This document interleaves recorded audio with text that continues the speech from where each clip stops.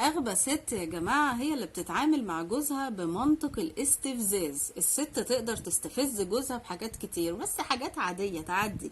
مثلا تقعد ترغي معاه، تصمم تتكلم وهو بيشوف الماتش بتاعه، تسيبه تحت البيت مستنيها عبال ما تلبس وتجهز، وتنزل على متأخر عليه. الكلام عادي، بس اقوى كروت الاستفزاز هو ان الست تستفز جوزها برجولته.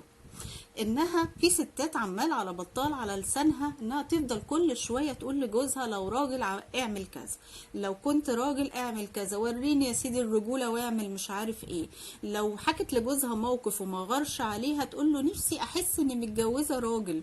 لو قال لها مثلا في عامل كهربائي جاي يصلح مش عارف ايه، اقفي بس معاه وافتحي له الباب لغايه ما يجي، مش تقول له يا عم ايه، هو انت مش راجل؟ هو انت مش اي حاجه فيها رجوله، اللي هو ايه، تمهد مثلا، تلمح وتقول له اسكت بقى خلينا ساكتين، هو بقى فيه رجاله. الكلام ده يودي في داهيه، الكلام ده ما فيهوش هزار.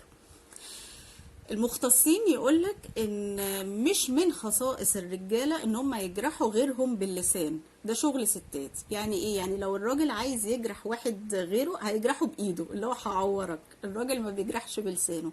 الست بقى عندها قدره بلسانها انها تهد الدنيا بكلمه. يعني ايه؟ يعني زي ما قلت، الراجل عايز يجرح واحد صاحبه هيمد ايده عليه، لكن الست انا ما عنديش قدرة ان انا اضربك، بس عندي قدرة ولسان يدمرك.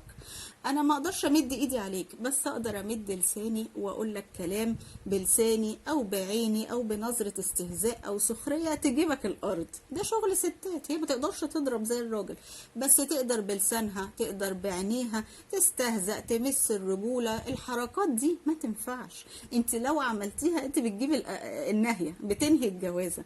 ولو ما قدرش يطلقك ولا ما ينفعش يطلقك هيعيش معاكي وهو مش ناسي اللي انت قلتيه. الكلام ده ما بيتنسيش يا جماعة.